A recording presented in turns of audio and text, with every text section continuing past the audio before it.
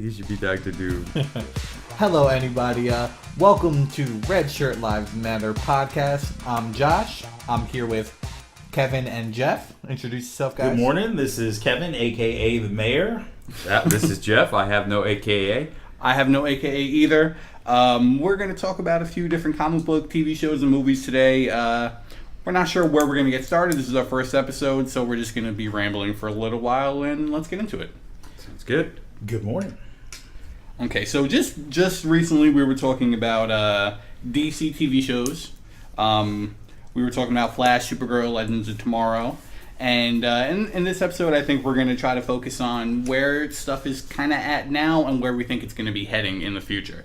I have been watching a lot of Flash lately. I'm about 2/3 of the way through season 2. That just came on Netflix as of 10/16/2016.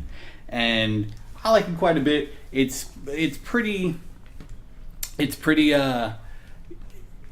lighthearted, which I enjoy quite a bit, and I think that's something the movies could learn from a little bit. Yeah. And you guys were talking about Legends of Tomorrow just a few minutes ago, and you were saying how it's kind of campy. What are your thoughts on that so far? Yeah, I guess campy's a good word. We were kind of talking about the acting. I think maybe they take themselves a little too seriously, but the acting is not on point. I watched the show at least halfway through the season. I had to give up. It was mind numbing. I had to let it go. That doesn't sound good at all.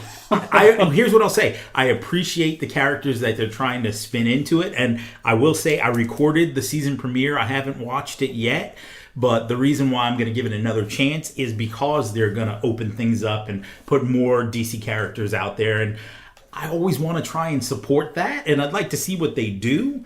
If it continues to be the same acting and direction, I'm going to end up having to let it go again. Yeah, just like The Walking Dead.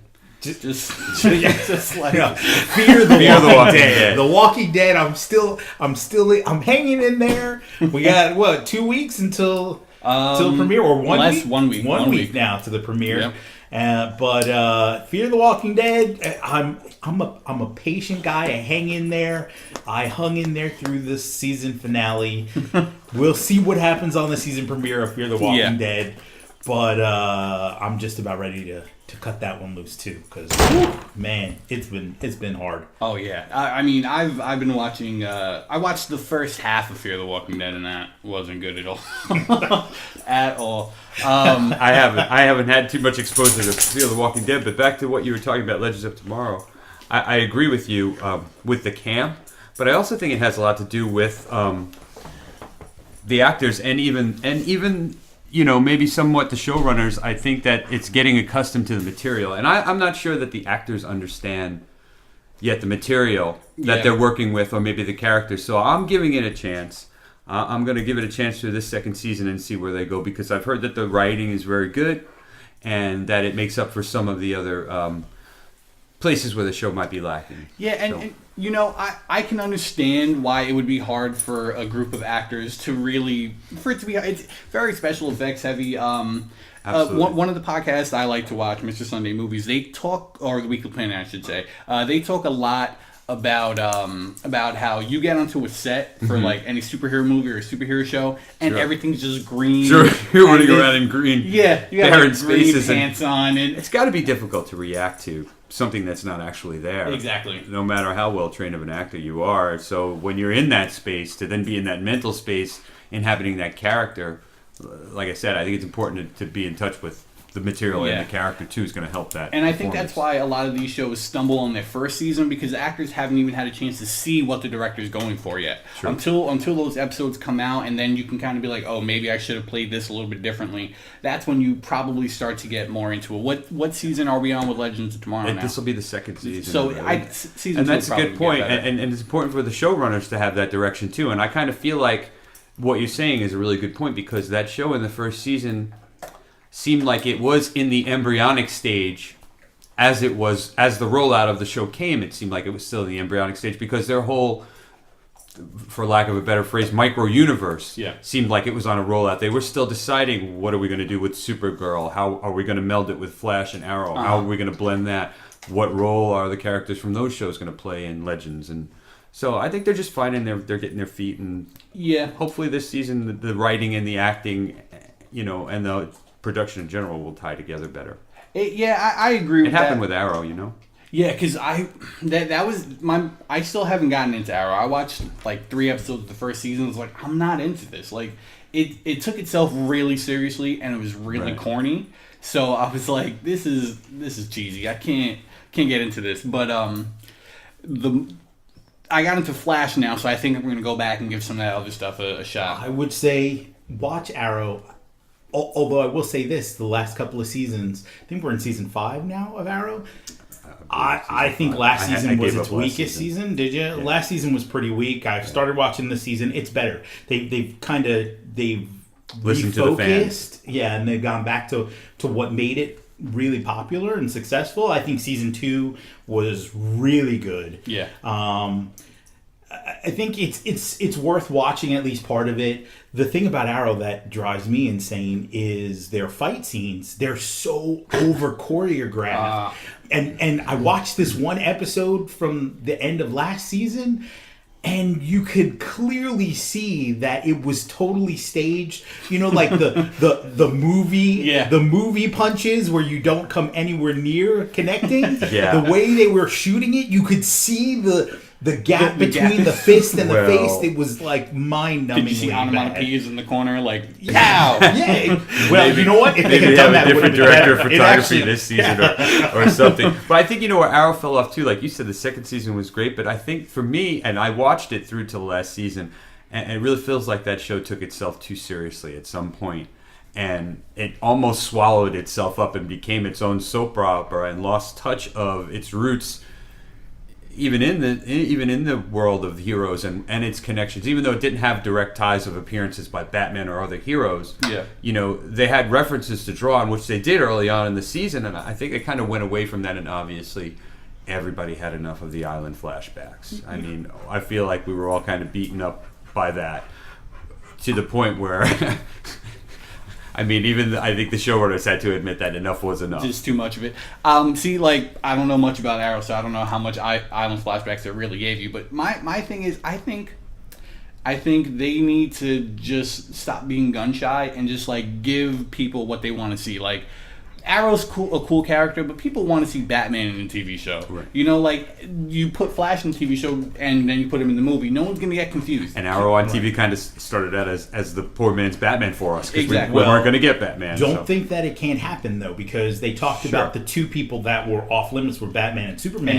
And now Superman's on Supergirl. Mm-hmm. And I actually, just, to talk about that a minute, I really like the Superman version we have on the I'm looking TV forward show. to that. If I'm not mistaken, I heard that Bruce Wayne was referenced too at some point on one of the shows. I missed that. Probably I Arrow. did hear it. Probably was Arrow. I did hear somebody say that on a podcast last week. Really? Well, I can't remember exactly the where. Superman version that they have now, I like that they're doing actual Clark Kent. And like, come on, dog, don't bump the microphone. We're the fourth member of the cast. Yeah, we're fourth member of our podcast today, my dog. So, basically, I like that we're getting something we're not getting from the movie version of Superman, which is that kind of upbeat, super nice version of Clark Kent. And that's what I want to see. The Boy Scout. Like, that's all I want to see. The Boy Scout. Well, apparently we're going to get more of that in the new Justice League, and let's hope so.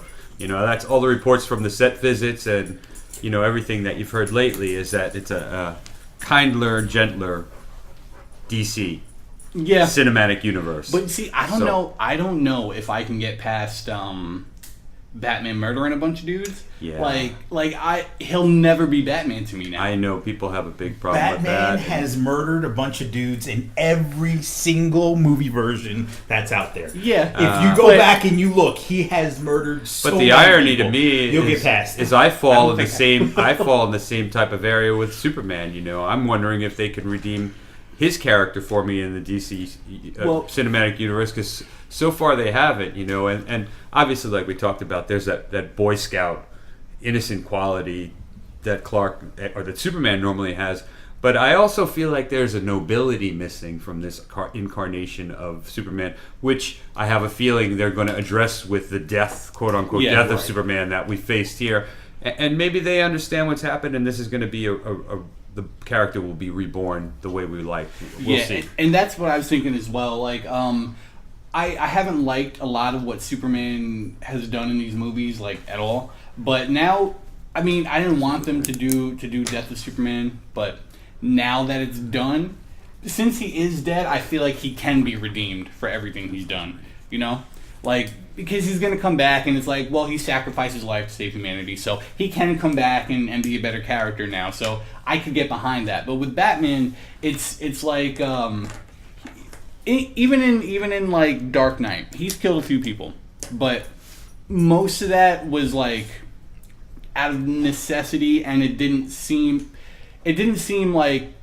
like he was just murdering dudes, whereas whereas in Batman Superman, he's just like, no, I'm just going to shoot them with guns. It's fine. I hope they're going to explain that. I hope they're going to explain that away, and I believe that they have the building blocks to do it, just by Alfred's, a lot of his words to Bruce in the film, and a lot of their interaction mentions about, good guys turning bad, and who really stays good, and things that Bruce said, and also when Alfred talks to him about cruelty in men, and where they find, when they come to a certain point.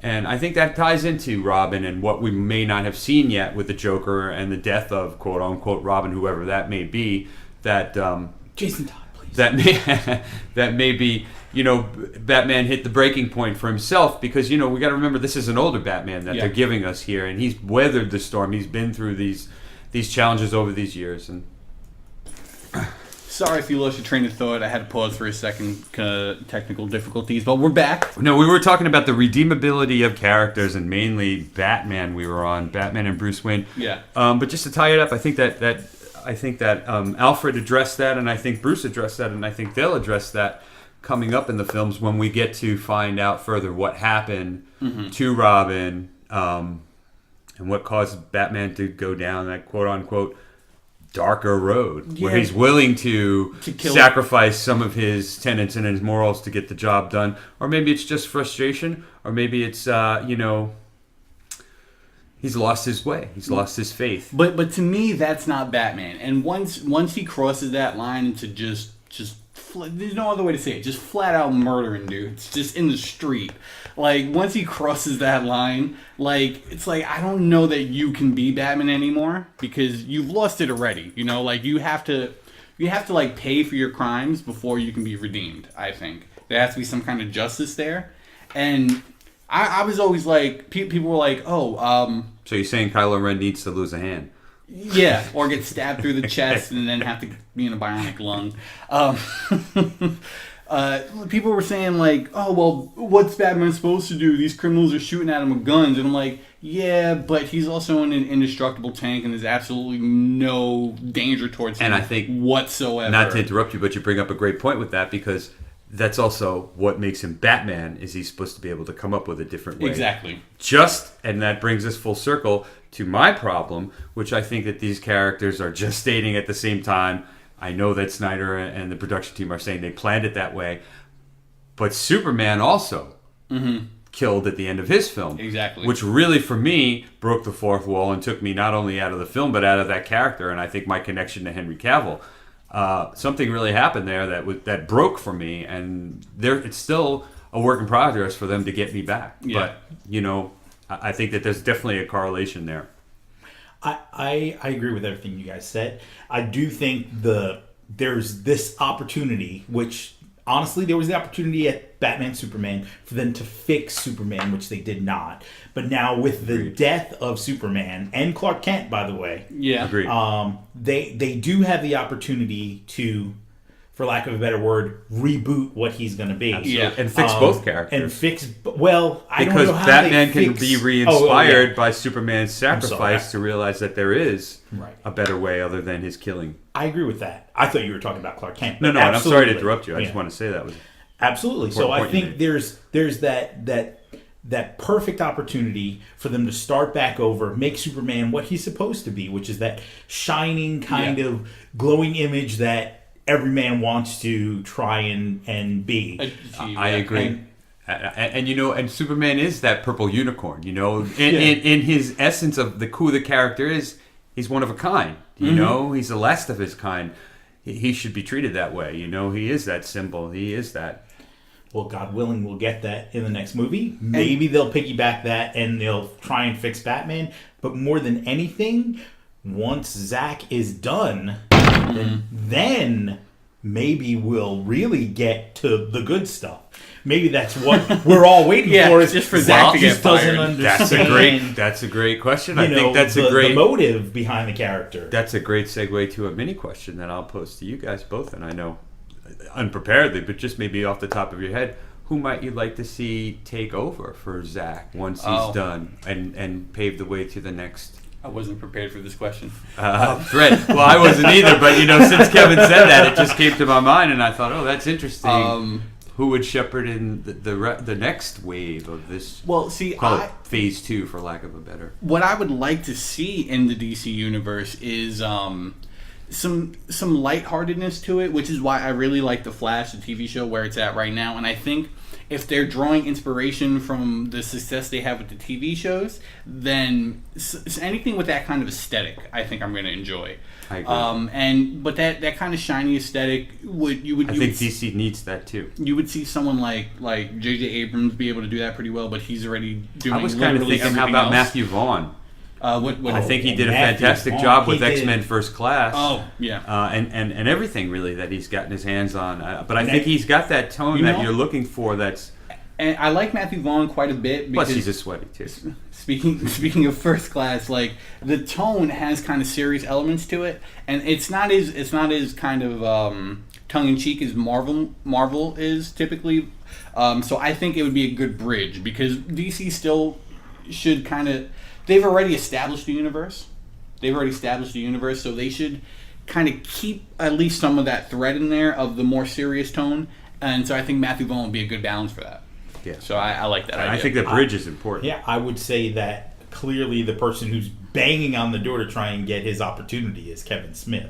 Oh, yeah. Now, if you want lighthearted superheroes, kind of, corny to a certain extent, but you know what I mean? There's something about Kevin Smith I do love. I'll always have a soft spot for Kevin Smith. Yeah. I love Kevin Smith. Matter of fact, I think we were just talking about it the other day. I'm waiting to see Yoga Hosers. I've got a copy of it, and I can't wait to play it and check it out. But I think that, like Josh said, Kevin Smith would be the other side of the bridge from a Matthew Vaughn from Snyder, and I think you could go that way. Now, I'll tell you what I'd love to see. I'd love to see a Kevin Smith film version of Justice League Unlimited, of the DeMatteis Giffen Kevin Maguire version of Justice League done by Kevin Smith on film. I think that would be fantastic. I think that he could handle a Guy Gardner Batman situation. I think that'd be great. I don't know if pretty well. Josh, you know what we're talking about, but one of the classic issues of all time with Justice League, where basically Batman and Green Lantern, Guy Gardner's version of Green Lantern. Green Lantern's sick of being bossed around by Batman, and he decides he's going to try and fight him without his power ring, takes his power ring off, and steps to Batman, and Batman knocks him out with one punch. I mean, obviously. It's a classic moment. It's absolutely certainly one of the most iconic scenes. But that entire run has just got so many points to hit on. As far as humor is concerned, I think it's right in Kevin Smith's wheelhouse. I mean, and you've got the characters. He's got Booster Gold and Blue Beetle to play with, and Fire and Ice, and there's just so much of a dynamic. Maxwell Lord, I just see that as a Kevin Smith vehicle. Do we think? Yeah, I agree with that. Do we think that they're going to go that lighthearted with the movies, though? I mean, it would be eventually 180. Eventually, I think eventually you can. I think it's weird because the way that their universes have started, their television universe really led the way into their film universe. Contrasting to Marvel, where their film universe led the way into the television universe. So it's kind of hard for them probably to step backwards and go too humorous now. I mean, we've seen, matter of fact, we talked about at the beginning of this, where Legends of Tomorrow is, where we're at that campy space that we're not sure we're happy with. So it would take a delicate treatment, and that's why I think you'd have to have somebody like Kevin Smith who could, take that balance between camp and hasn't Kevin Smith done a couple episodes of The Flash? Yes. He has, and they were well received. Was that season 2 or season 3? That was just this past season. Yeah, that was season 2. Yeah. And it was good. Ironically not my favorite episodes, but they were very well received. I know. Do you remember which ones they were? Because I didn't look at the directors while I was watching. I'm trying to remember it was now. one with Gorilla Grodd. It was one with Gorilla Grodd. I don't remember the specific episodes. Okay. But I know all of a sudden I have scenes like racing through my mind. I'm a big fan of Kevin Smith. Yeah, I like Kevin Smith a lot too. Now, we've kind of talked about a lot of DC now. I think we can go into Marvel a little bit. With Luke Cage just coming out. I haven't finished it yet.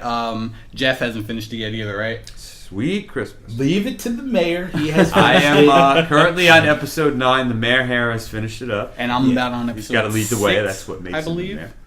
I will say that Luke Cage is at this point my second favorite Marvel TV show. Yeah. Okay. Your first being? My first being the first season of Daredevil, That's which fair. I think was spectacular. Really you know what? I will say that Luke Cage and Jessica Jones might have gone neck and neck, and I didn't. I don't. I mean, it's been out for a while. I don't want to spoil anything, but the way that Jessica Jones ended, I disliked so much. Oh, because of what they did with Purple Man. So we're gonna go ahead and spoiler alert. Anybody who hasn't watched it, first of all, go watch Jessica Jones. Yeah, what I think the statute of limitations is over. I think you're free to talk about it now. Go watch Jessica Jones. If you're listening to this, you should have seen it already. Yeah. So at any rate, they killed the Purple Man for no reason other than just to snap his freaking neck. And it's the same thing that Marvel just seems to do, which is they just throw away their villains. Even ancillary villains. Yeah, but when you have a great villain like the Purple Man and you have this awesome actor in David Tennant, don't blow it up. There's David Tennant reason. was fantastic. He killed it. He was fantastic. It was awesome. And they ruined the whole thing for me by snapping his neck. Yeah, but they still have his DNA in the form of the fetus or whatever it was. I don't remember 100%. Does that mean we're going to get a clone and David Tennant's going to play the Purple Man Part 2? I think so. I think Marvel's going to get a little bit crazier with magic and stuff that's coming in. You think so? So they're going to stick him in a pot and he's going to just grow up the next day. I think they left the door open for the potential for Purple Man's return. Agree, unlike but you wasted the Ronin, fact that you have him. Unlike several other Marvel villains we can go into, there are some that left the door open even with the Red Skull, and I think currently that's really interesting with what's going on with the Infinity War. We don't know where that's going to be, but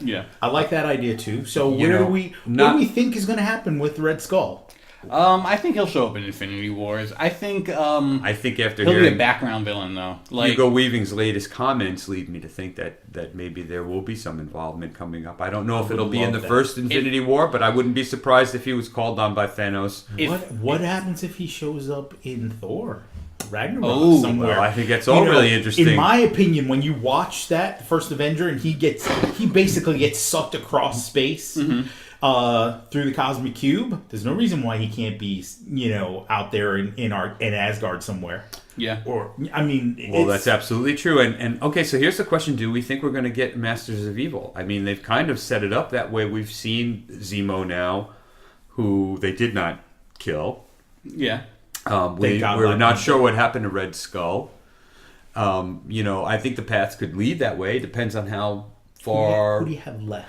I think the question is really: is Marvel going to just put all their eggs in one basket with Thanos, or do we think Thanos is going to have some assistance in taking on the 62 different heroes that we now have involved in the cinematic universe? I think it's just going to be Thanos. I mean, is there a possibility that we get Mephisto or somebody else there as a sidekick? See, and I'm feeling like Thanos is going to have some agents, just like if you see in all the films we've seen him involved with, he's had an agent of change, whether it be Loki or Ronan or whoever is for lack of a better term, a minion. But I think he needs to have an agent on Earth somehow. Now, whether that's going to be the Skull or Zemo, whoever it might be, I think we're going to get somebody. I think we're going to get a tie, and I think that's maybe where we get the call to have some involvement from the Defenders. I know that Kevin Feige's lately been saying this last week that, talking about ways that it could be set up to involve the Defenders in the Infinity War saga. Well, what I would see,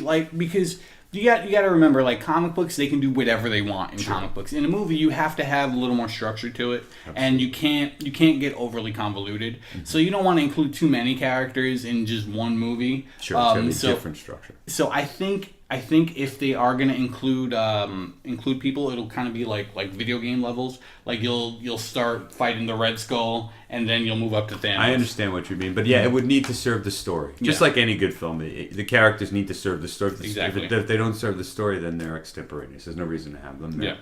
So, but I think that does serve the story. I think that we do need an Earth-based threat from Thanos, unless he himself shows up. Which takes things to a whole nother level there. So who do you think they should use as you said, for lack of a better term, minion? Well, I think that there's a possibility that with the connection to the heroes, that all the quote unquote minions could be involved. I think that there's nothing precluding Zemo from being involved. I think we're guaranteed now to see Claw show up in the Black Panther film. Oh, yeah. Let's not forget that there's supposedly a actual Mandarin out there somewhere. We've got the Red Skull that none of us are really sure what happened to him. So in my mind, we're definitely forming a mini Masters of Evil there. And I don't know how far Marvel is willing to go, but I know that the Hulk film is canon, which does include Abomination as well. Now, on that point, that's what I was going to say, which is we still have the leader out there. Absolutely. Which I think is a character. Excuse me for getting the leader. Yeah. Leader. That was definitely on my list of characters. So when I go back and I look at what's really happened in the Marvel Universe, I mean, okay, so now, we're not going to go spoilers into Luke Cage because some of us, as we said, have not seen all the episodes, and I'm not really sure with what happens. But, there's really not that many villains that have had the door completely shut on them. When we look at it, it's really been Ronin.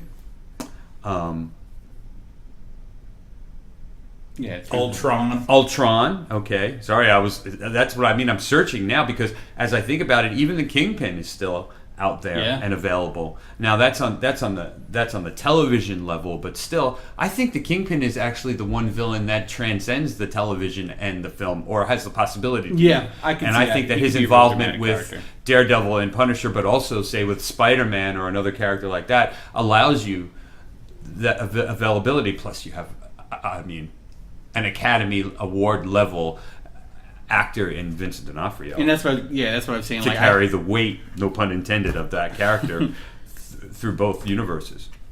Well, let me just say this: I love the Vincent D'Onofrio Kingpin, and that just made me think of something else. As far as talking about Luke Cage and different things that could happen in Netflix, do we think that Marvel has access to use Sony's villains? Meaning, can we get a Norman Osborn, or can we get someone else as a villain in the street level context? Because Spider-Man has a bunch of street level villains that would work great. Sure, and I heard early on in the talk about the new Spider-Man, what's now called Spider-Man Homecoming, in the early stages, there was a lot of talk of Mysterio maybe showing up. And that's a character I'd love to see involved in the Netflix series for Marvel. I just don't know if, like you said, if Marvel has the availability to use that character. Yeah, well, TV shows, I think Marvel owns the right to everyone. So I think they can do whatever they want in the TV shows. Okay. But because it's a shared universe, though, how does that a conflict of interest? Because Marvel's cinematic and film universes are supposedly shared. Yeah, I don't think so, because it's just TV rights. I think legally they can use them. I don't think they will, though, because it is a shared universe. So I think there'd be a certain expectation that some of these supervillains might show up in the future. So I don't think if they don't own the movie rights, I don't think they'd want to even promote the character, because you see what they're doing with the comic books now. They're, I don't know, spoiler alert for the comics, they're killing off the X-Men. Okay. And they're kind of merging them, or people assume they're merging them in with the Inhumans, because they don't own the rights to them. So they killed off the Fantastic Four already, and now they're doing the same thing with the X-Men. and I think they're going to shift towards the Inhumans, which they're going to make a movie about and get all the revenue from that. Maybe they took it off the slate. Maybe in 2020 we'll see it come back up. And I feel like that Marvel actually, I really can't disagree with their logic, just the way I feel. I mean, growing up, and Kevin can speak to this, I'm a lifelong X-Men fan. That was my lifeblood of comics as far as the depths of my geekdom. Yeah. That was the bottom level. But, I have to say that I feel like, and I don't want to point blame on any specific thing or person, but through the catharsis of these films, they've lost me. I've really lost touch with I'll say my X-Men, but the X-Men. And when I came back to try and find them and print in the actual comics, that was so different from anything that I recognized that I've lost interest in. Maybe they've seen that trend, Marvel, in their core audience, which I would think would be me and people probably in my age range like Kevin that grew up on that we've moved on. Yeah, and I was agreeing with you too, because I watched a YouTube video, and a lot of people were pretty upset that they're doing this X-Men, and I was like, it makes sense to me, because they're going to bring it back. Nothing stays gone forever. Eventually, they're going to bring it back.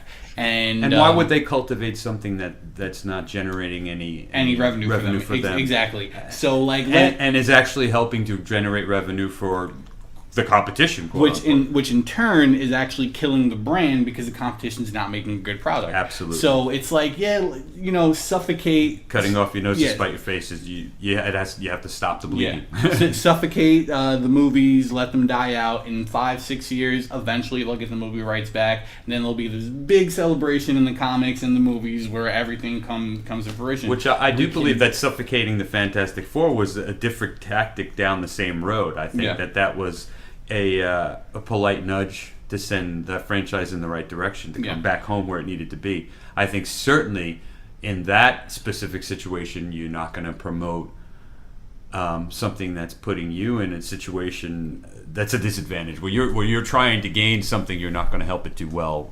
In somebody else's possession. Is that a roundabout way of saying that they didn't want to help Fox out? Yes, that's exactly what I'm trying to say. It makes sense to not help them. I just hope that at some point Fox realizes what a big mistake they've made by not joining forces or letting the rights go. That they don't just keep pounding their head against the wall. I wasn't going to jump ahead, but I'm fervent, and I'm sticking to the fact that Marvel's Phase 4 is Fantastic Four. I think that's where we're headed for Phase 4. Hopefully, because eventually it's just going to cost Fox too much money to keep making these movies, because they keep losing money. So eventually it's going to cost them too much. They're going to have to sell the rights. Yeah, but when is too much? But I think that the benefits. When do they finally decide that they've had enough? They're losing enough money. Do they take another shot at it? Well, I think Kevin and I have had this conversation previously, and I think that the benefit outweighs it. I think making a deal at this point. Because we can't deny that these Fantastic Four movies in the past, no matter how much we personally may not like them, they've made money. They've made money for the studio, more money than we would expect. If you go back and check the track records of the first two Fantastic Four films, it's surprising how well they did at the box office, revenue-wise, which is what encouraged them to keep making them and keep making the franchise. But I think that really structurally, I think it goes again to talking about the DC cinematic universe before they got Jeff Johns. I think it talks to the television universes. I think without a showrunner or without somebody to spearhead with a direction for the franchise, I think you're lost, because again, we're talking about not understanding the material at its core. That means you can't set up a structure for a producer, director, actor, any type of team. Now, I know they had Simon Kinberg involved, but Simon Kinberg is spread so thin at this point. He's got involvement in Star Trek, X-Men, Fantastic Four, even the Prometheus saga with Ridley Scott he's involved in. Mm-hmm. So I think that's just too much going on there. I think it's better for them to cut their losses this time, make a deal with Marvel, and get the merchandising and full television rights to the X-Men from Marvel, because I really think, like we just said, Marvel has no interest really in the X-Men anymore. I think that ship has sailed, and I'll defer to Kevin on that.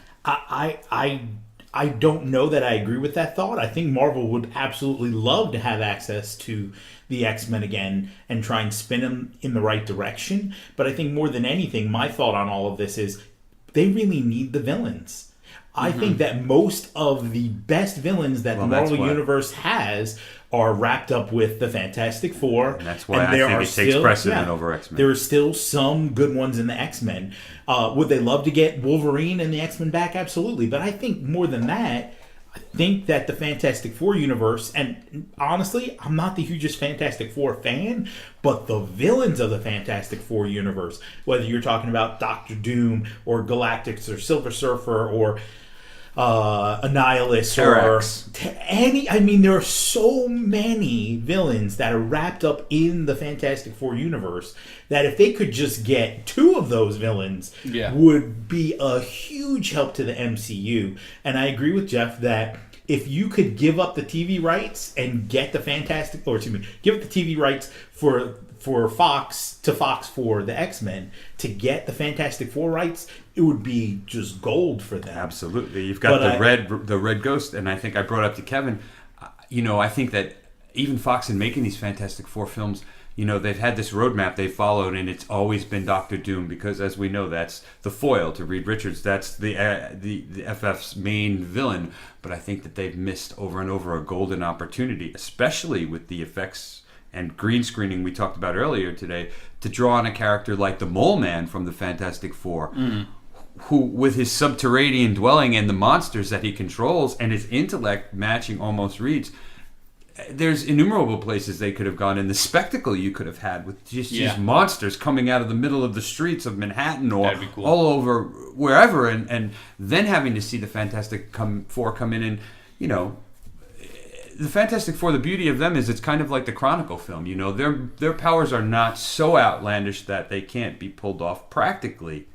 And I think that they missed opportunities with that. But I do think, like Kevin said, the villains alone are worth Marvel sacrificing whatever they have to sacrifice X-Men wise at this point to get that universe back. And I think that also X-Men needs a breath. Yeah. And this is going to be Jackman's last film and involvement as far as we know in X-Men. They brought in these younger characters in Apocalypse, which really that film didn't go over very well anyway. So I think even more so than Fantastic Four, X-Men needs to take a break. I don't think that if you're Marvel, even if you got it back tomorrow, you're going to regestate it out right away. No. Yeah, I think you might be right because people really received Hugh Jackman very well as Wolverine. So having to recast certain roles and stuff, I don't think people would immediately take to it, so you'd want to give it a little bit of break before you do anything. That's a great point because I think maybe people took to Hugh Jackman more than the character of Wolverine himself. I think that, Jackman's charisma is the main draw. So, well, I agree with that. I definitely do. I think that there are definite possibilities as far as going forward with, if we're going to talk about Fox and their future. The Legion TV show actually looks like it could be good. I've heard good things about it so far. If you want to take a break with the X-Men movies, I'm totally on board with that. Figure out where you're going to go. Figure out what you're going to do. And well, I think we're taking a left turn with the X-Men films, and I think it's a smart left turn. I think that God bless.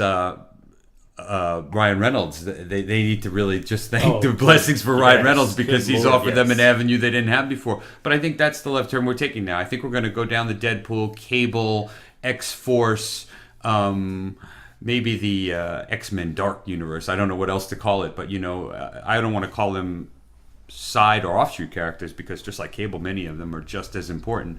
But I think that that allows them a possibility to focus. I think it opens up a door to even focus on maybe a character like a Bishop. You could do more with that at this point. I agree. The thing about Deadpool, which is really interesting, being the part that they're going to potentially move forward with, giving a break with the rest of the X-Men universe, which is Deadpool's character lends himself to a merging with the MCU because he can take place in different places. He Good breaks point. that fourth wall. He talks to you as the viewer. He made references to all of the different X universes and how they screwed up and Days of Future Past and all the rest of that. It actually lends itself to the fact that you can reboot everything and still keep Ryan Reynolds as Deadpool and he can talk about the fact that he's in another movie or another universe. Great point. Exactly, but it actually lends itself directly to it. So I think they're in a good spot with that. Take a break with the X-Men, please. Take a breather with Bryan Singer and no more black leather, please. I think that's ridiculous. the scourge of every it's hero ridiculous. film I out will there. say that was 99% of what I did like about Apocalypse, which is he actually put colored uniforms on people. He actually did some stuff. Yeah. And you know? just landed it full circle, Kevin, because we started this, I think, the whole thing talking about The Flash. And let me just say that is my one commentary about The Flash.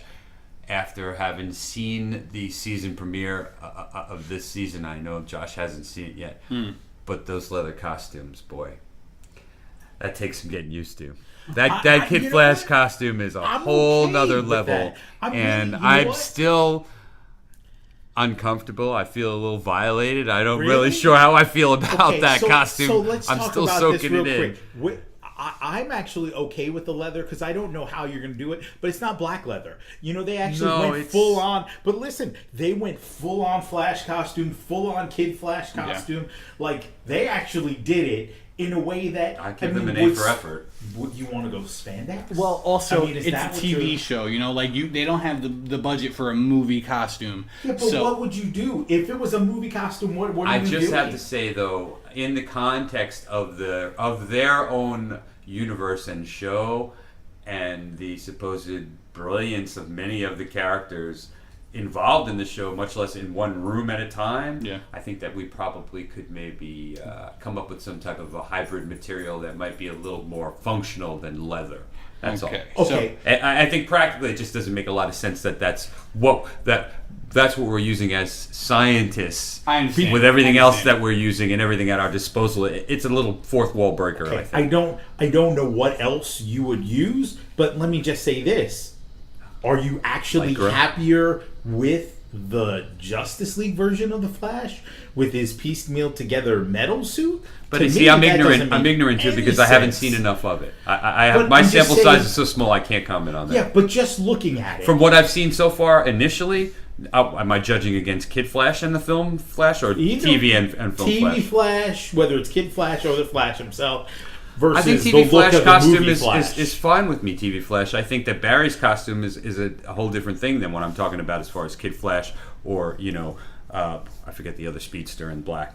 But I think Professor Zoom that's a whole or nother level. the Reverse Flash. They're even all Reverse leather Flash's suits, costumes. yeah. But if you notice, Barry's suit is a little bit different. Is it spectacular? It's not ideal for what I'd like, but I think it's pretty good. And I've not seen enough of the film Flash's I like costume. that they brightened the suit this year. Sure. That was And nice. needed it. Flash's suit. Yeah, yeah, because it was kind of a blood red before. And that Yeah, was, but he is the Scarlet Speedster, and Right. they put him in a Yeah. regular red, which is not Scarlet. Right. So Good, I right. liked. But they're getting there. Yeah. You know what? It's one of those transitional things because actually, if you watch the first season, and I'm assuming you've gotten to the point where you saw the newspaper clipping from the future. Yeah. Okay, and he's in full on Flash He uniform is. with the Scarlet. Let's not and, forget how long like, it took Arrow too. So yeah, I'm patient it's- with them. Exactly. So they're getting there. But I Uh-huh. guess my point being, I like the TV version and their costumes way better than I like just the look. I don't know how the characterization is going to be or any of the rest of that, but the look I of think the you're Flash speaking to the in the faithfulness. no, I'm just talking about To the character. Yes, but Yeah. I don't understand the concept behind having a guy who runs with friction wearing a metal suit. Yeah. It doesn't make any sense Well, to me. what my understanding is that it's going to be made out of remnants of the Kryptonian ship, so it can stand atmospheric pressures better. That's my. That's why I say I'm I- ignorant to it. but- I don't know enough. I've not seen but enough to I don't- know I don't to like the comment look it's on it. not The aesthetic. one enclosed suit. It just Yeah. doesn't. I have heard just- I have heard that it goes through transitions even in the film though that it changes. Okay. I don't know Well, if you've read that, but I have read that even in the film his suit changes, I haven't read that yet. and but that it's also different from the flashback. Well, not flashback, but the appearance he makes to Batman in B versus S. Yeah. So I've heard that okay. there's different incarnations of it. and so that's good. God willing, there will be. I'll wait to see. I'll say that I love what I've seen of Aquaman's costume from Yeah, the Justice well, League. I think we got to get back onto Marvel. We're running out of time here. Absolutely. So we talked about Luke Cage a little bit. We didn't get too much into it, but The couple of things I want to touch on, because I haven't finished it yet, is I really like the aesthetic of it. I really like, we're all from New York here, for the fans so they know. We're all from New York here, so I really think they did a good job of capturing. Yeah, I'm from Staten Island. I think they did a good job of catching the feel of it, of Harlem and everything.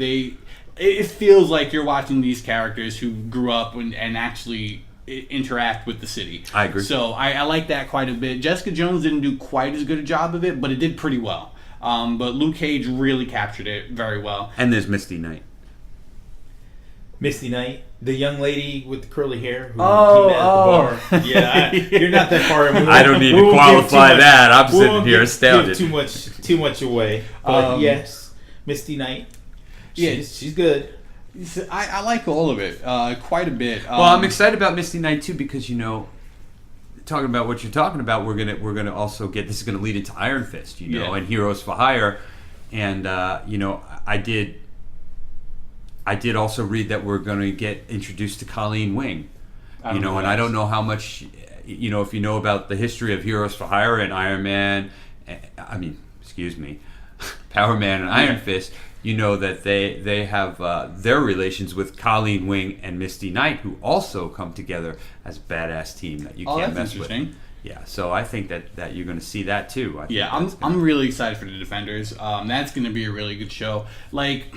Yeah, it's interesting because DC already has Legends of Tomorrow, which is kind of a conglomeration of different heroes and everything, but they didn't really build it with everyone having their own individual shows, and they're not building towards one main climax for everything to come together. So that's what I think. It's almost like we've had this big bang, and now they're coming back from it. Yeah, from the big. So I really like the direction Marvel is taking. Into Agents of S.H.I.E.L.D., now they're adding Ghost Rider in. I think that's going to be cool. I stopped watching Agents of S.H.I.E.L.D. after 5 episodes. I couldn't do it. I've stuck it out. I think I'm glad I stuck it out this season so far. I think I'm glad. I'm glad just because I think there was a payoff with Ghost Rider. I don't know how well he's going to tie into the overall Agents of S.H.I.E.L.D. story, but I did hear that they are going to be giving him his own series, and I'm absolutely going to watch that because not only were the effects spectacular introducing him, but I really like the actor that they chose to play him. I think he pulls off the character really well, and I'm familiar with the Richard Rider Ghost Rider. I'm not familiar with the Reyes Ghost Rider, so this was all new for me. Yeah. I know nothing about Ghost Rider. I'm pretty ignorant to the comics overall. I picked up comics here and there. I'm mostly into the movies and the cartoons. You mean Johnny Blaze? Richard Rider, Nova stuck into my head. Yeah. Sorry, I realized it after I said it, but I didn't want to interrupt. I thought he was saying writers. So no. Johnny Blaze, and for some reason Richard Rider from Nova stuck in my head there. Yes. But Agents of S.H.I.E.L.D., well, I think it was well worth the time that I invested into the show. Yeah. The first season, I think you and I have talked about this before, Josh, which is, I will say, it took seven episodes for it to actually become incredibly watchable. Mm-hmm. And then once it ties into Captain America and the rest of the Marvel Universe, it's really good. It goes up a whole another level. I do believe that last season it may have jumped the shark for me. Mm-hmm. I won't give too much away, though you're probably not going to watch it, Josh. But they killed off one of my favorite characters on the show. I still like the show. I like what they've done with Ghost Rider. Let me say, visually, they did great stuff. Yeah. The look of Ghost Rider is I've seen the trailer. The trailer looks really good. When you see him on the show, when you see him, well, first of all, I love the fact that they put it on at 10 o'clock now. They're way more adult. First of all, first 3 minutes of the show, there's blood and serious full-on, adult action stuff going on that never happened on the show before because I think it was on 8 o'clock before. No, and I'm hoping to get more adult content in the writing too. But that's gonna happen. But there is still just something missing for me this season. I still like it. I still watch it, and I would say, if you're a Marvel fan, you should probably force yourself to watch it. Okay. Because it's worth it once you watch the show. I've stuck it out and watched every season through, but I find it's funny, it's ironic with Agents of S.H.I.E.L.D. is when they lose me, is kind of, it seems, when they've given me what I've always wanted. You know, they really, really almost lost me when they gave me Deathlock, or their version of Deathlock. You know, which is something I've been waiting for to see on screen for a long time. And to finally get Deathlock and have him be what he was disappointing. You know, then we finally got the Inhumans, and that was a little disappointing. But somehow there's a thread that they managed to carry through to keep you interested, I think, if you hold on long enough. So, Okay. I'll be in for the long haul, I think. Well, I'm a big fan of that. Just to go back just a quick step here about Luke Cage, because just wanted to say this in regards to what Marvel has done in the Netflix universe, which is, I love the fact that they've given each show its own feel and vibe, and they've been truthful to every character. I hope they're going to do that going forward. I love Marvel. I think they've done an excellent job with all of their TV shows and properties in general. I'm hoping that DC is rounding themselves to do the same thing as far as their TV shows, and got my fingers crossed in regards to the movies. And I'm curious to see what color they're going to give the Punisher. You know, they've themed all their shows. Daredevil's got the red hue. Mm-hmm. Jessica Jones had the purple. Iron Fist will have the green. Luke Cage has got the yellow tint to everything. I wonder what we're going to get with Punisher. You can't really use red, which would be appropriate. I thought Luke Cage was black. Yeah. No, it's just going to be dark. It's going to be black and dark and moody. I'm excited. Yeah, I'm excited. Too.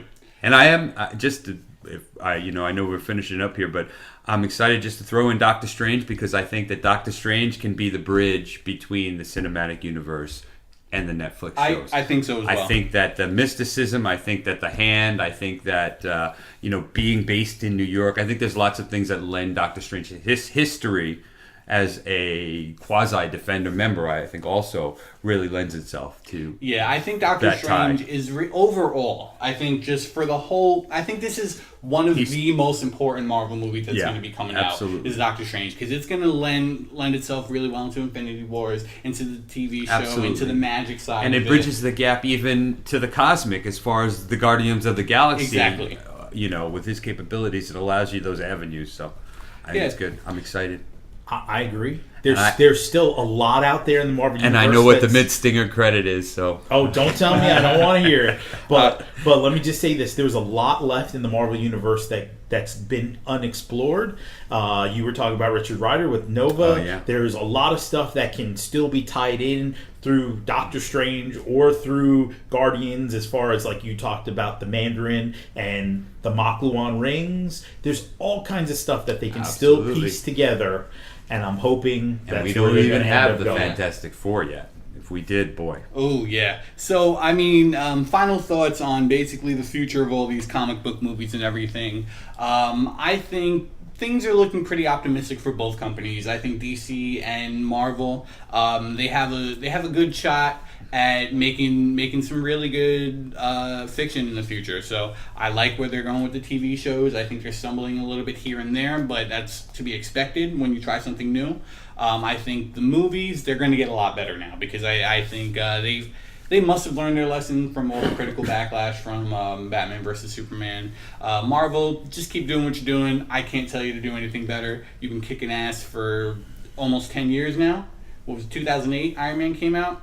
They haven't put out a single bad movie. They've put out some okay movies, but not a single bad one. So I can agree with that. I can agree with everything you just said. And you guys said I think it's everything you said was right on point. But I think that something you also touched on is important to remember for all of us as fans. I don't think that I don't really see the necessity. But I don't know why there's this division of Marvel or DC, who's better. I think we've got Marvel, we've got DC. We're getting Justice League, and we're getting Infinity War. I mean, what kind of a crazy, insane world is this we're living in? and why would anybody want to put them at odds? You know what? My door is open. Everybody give me everything. DC, Marvel, Valiant. I don't care who it is. If it's quality, as long as they put out a product that's quality, and as long as they don't veer too far from the source of the bread and butter that makes it the viable property is, I'm all aboard for everything. In closing, what he said. That's basically it. I can't say it any better than my brother just did. Kudos, Jeff. That was well put, and I'm going to shut up now. All right. So this was Redshirt Lives Matter. We haven't talked about Star Trek even once today, but that's fine. Nor will we ever. That's the irony of it. No. So I hope you enjoyed it, and see you guys probably next week.